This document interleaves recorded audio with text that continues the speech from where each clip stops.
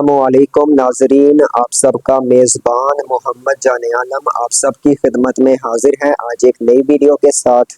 और आप लोग देख रहे हैं एक्सक्लूसिव नुमाइंदा जी। तो जैसा कि एहसन शाह के कत्ल के बाद काफ़ी इन्वेस्टिगेशन की जा रही है, इस केस पर डीपली देखी है, नई नई अपडेट्स सामने आ रही हैं और उसके अलावा काफ़ी कुछ नया इसमें खुल रहा है एहसन शाह के कत्ल के बाद।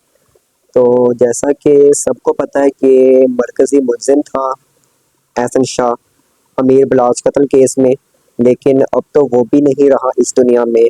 और सबका यही कहना है कि CIA ने उसको मरवाया है, या फिर क्या कहते हैं उसका जो भाई है अली रज़ा उसने मरवाया है। लेकिन अब यहाँ पर एक नई बात और सामने आई है, वो ये है कि बलाच टीपू का सबसे करीबी जो एक दोस्त है जिनका नाम इसरार भट्ट है, उनकी जानिब से ये दावा किया गया है कि तैफी भट्ट जो है उसने ही मरवाया एहसन शाह को, जो कि 100% यकीनी बात है। क्योंकि पहले तो क्या कहते हैं एहसन को मोहरा बनाकर उसने इस्तेमाल किया है क्या कहते हैं बलाच के ख़िलाफ़, ठीक है।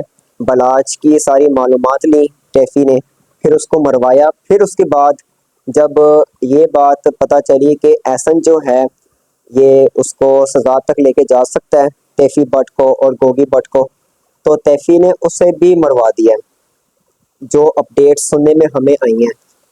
और इसरार भट्ट साहब का ये कहना था कि रेड वारंट वैसे भी जारी कर दिए गए हुए हैं, वो तो काफ़ी टाइम पहले जारी कर दिए गए थे, क्योंकि जैसे मुकदमा दर्ज किया गया बलाच कत्ल केस का, तो उसी मुकदमे में तैफी और गोगी भट्ट दोनों का नाम दर्ज कर दिया गया था पहले, उनके रेड वारंट्स भी जारी कर दिए गए। लेकिन यहाँ पर अब बात ये उठ रही है कि इस वक्त तैफी भट्ट जो है वो पाकिस्तान में नहीं है, तो फिर वो कहाँ पे है।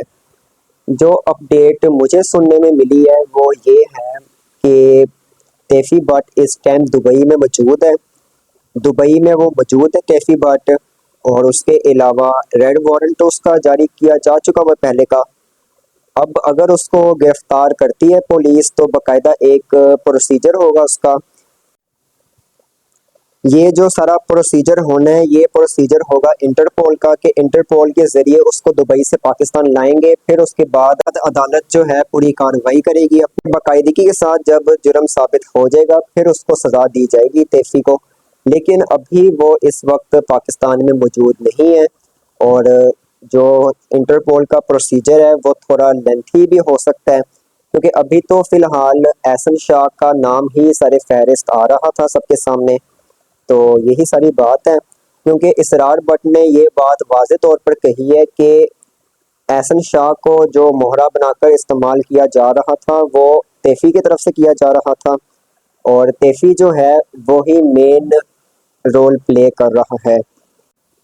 तैफी भट्ट और ट्रकांवाला फैमिली के दरमियान चलती हुई इस लंबी दुश्मनी की वजह से ट्रकांवाला फैमिली के 4 नस्लें तबाह हो गई, क्योंकि ज़ाहिर बात है एक ख़ानदानी दुश्मनी थी जो 4 नस्लों को खा गई।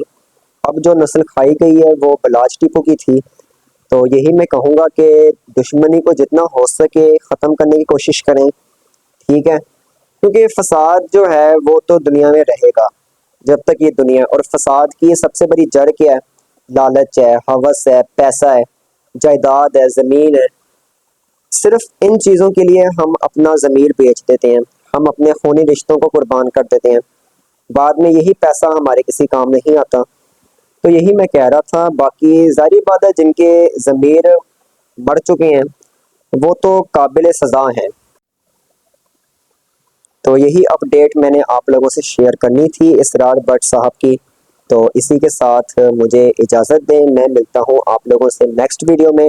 तब तक अपना और अपने प्यारों का ख्याल रखें। अल्लाह निगहबान।